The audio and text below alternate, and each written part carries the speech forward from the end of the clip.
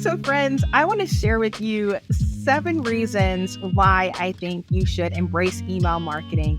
And the number one reason is I don't want you to build your house on borrowed land. I don't know who came up with this quote. It wasn't me, but the sentiment is so true. When you create content for social media platforms, it's fun to see your views go up and your likes go up and your followers go up. But at the end of the day, you don't own any of that. And at any point, the platform can go away. I have actually watched social media platforms disappear as quickly as they came since I've been marketing online. I remember an app called Busker. I actually tried to rank for that term. So I created probably 2 or 3 videos about it. And it was an app for people who busk or like troubadours on the street playing music. And it came and it went. And so if only your followers were on Busker, you completely lost contact with those people when that app went away. Another app was called Blab. I don't know if you guys remember Blab. It was kind of like a crowdcast webinar vibe.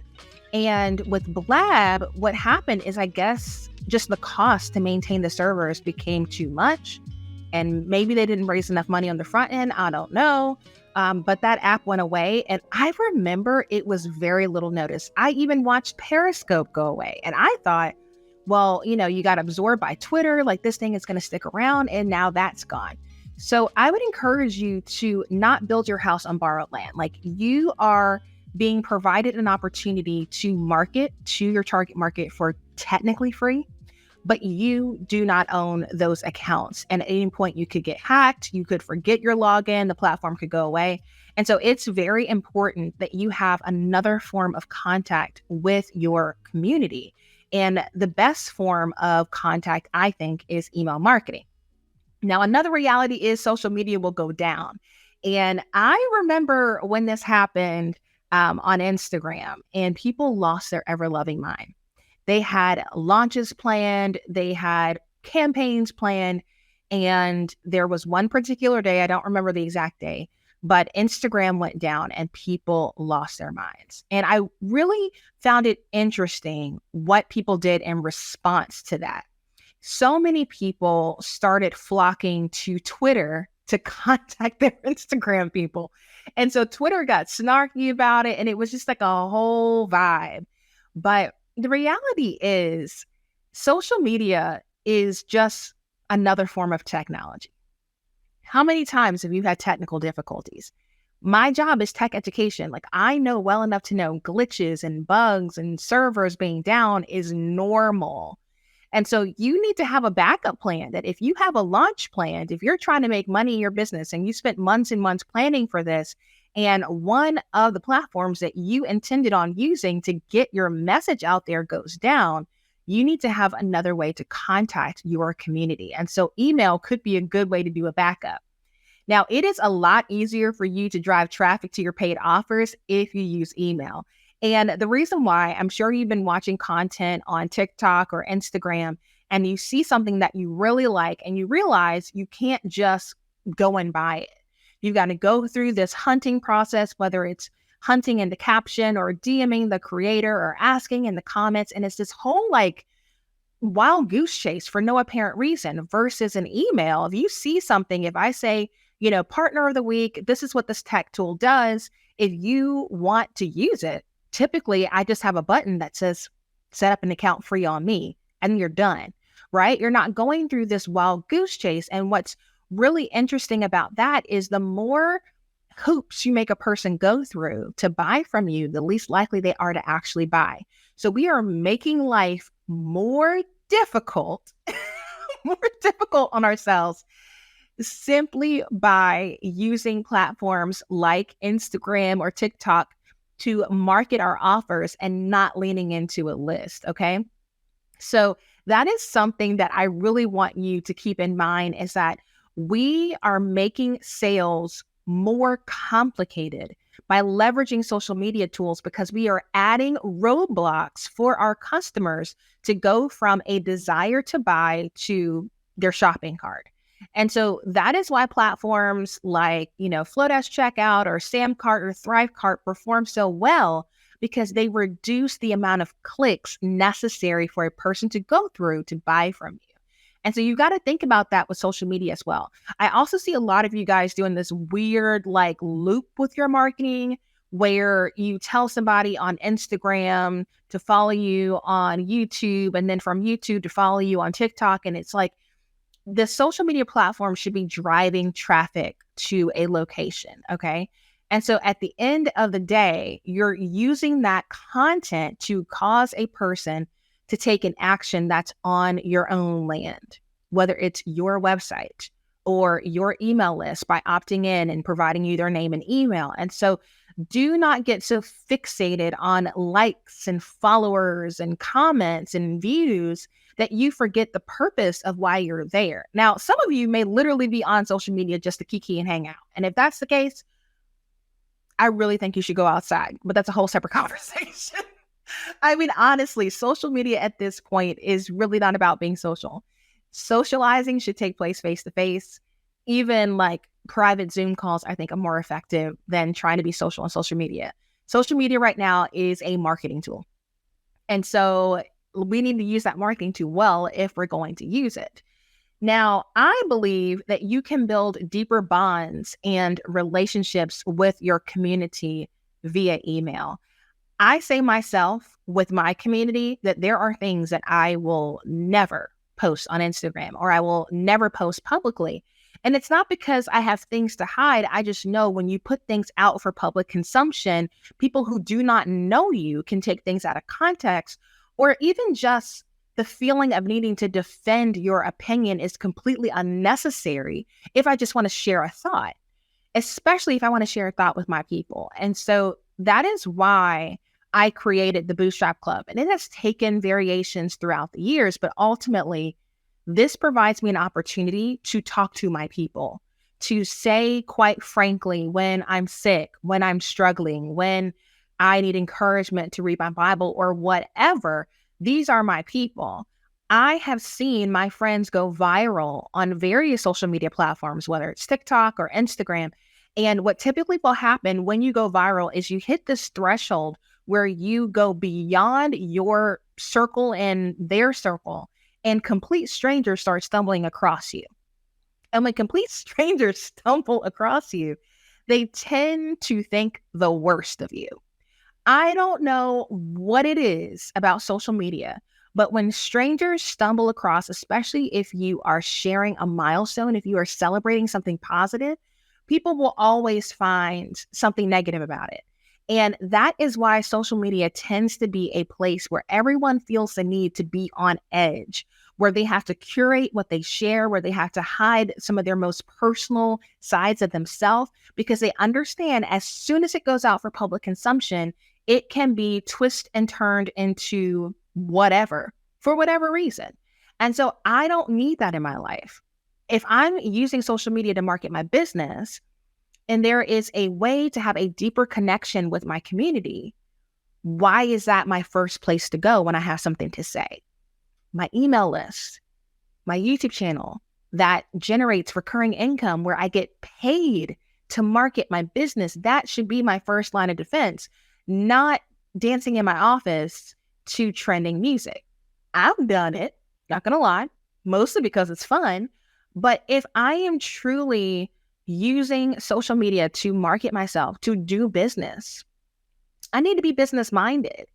And when I'm ready to socialize, I can socialize in real life. I can go to a winery. I can go grab coffee. I can turn my computer off and get away from screens. Like, this is why I think so many creators tend to give a PSA at some point and say, I'm burnt out, I'm discouraged, I'm stressed, I'm not doing well, my health is in the trash, because they spent too much time crafting their reality in a digital platform. Like, this isn't real.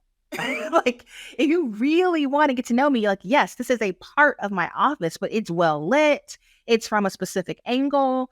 You know, this is not what my reality looks like. I'm trying to get you as close to reality as possible. But the reality of it is, this is a production. This is a live stream video. This is not me in real life. And so it's important for us to differentiate when I'm marketing, when I'm being social, and when I'm just being myself. And when those lines get really blurred, what you start to see is creators start getting really bad at relationships. They turn their significant others into crew.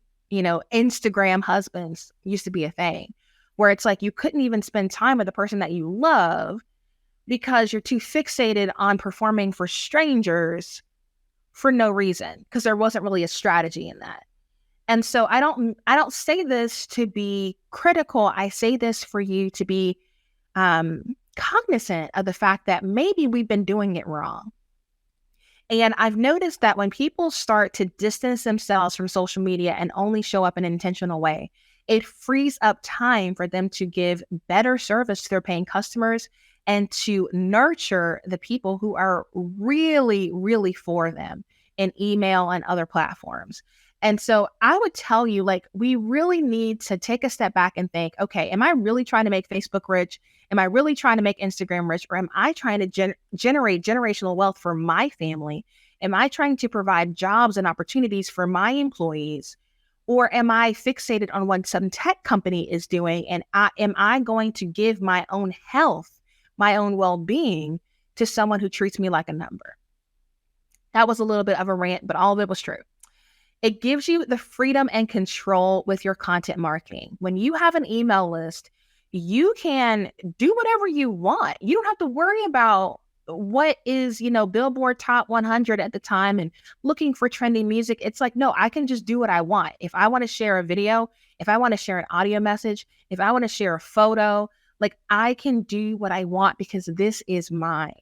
And I'm realizing in my 30s how important it is for us to have our own thing.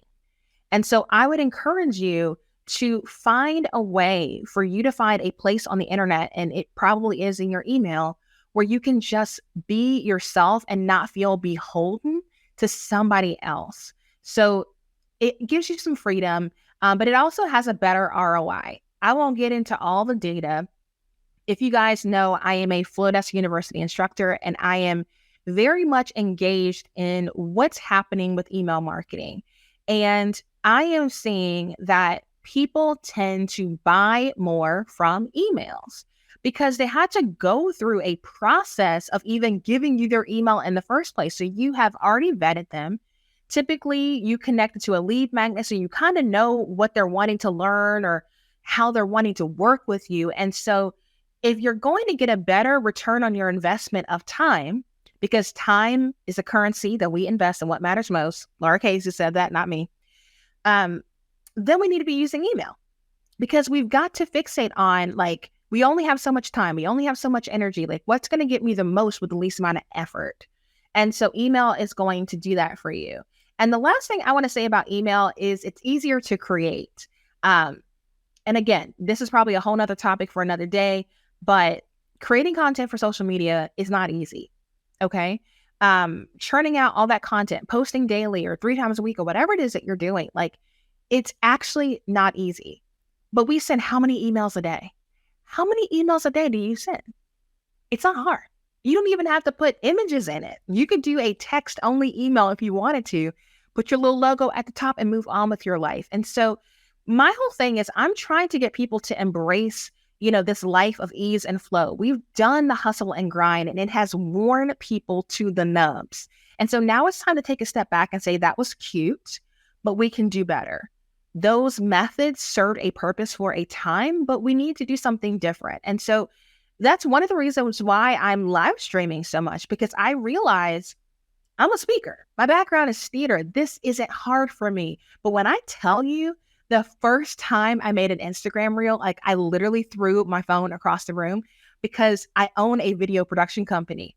I have a background in theater. I know how to make content. And I was so frustrated with how hard it was to edit in the Instagram app that I just got upset.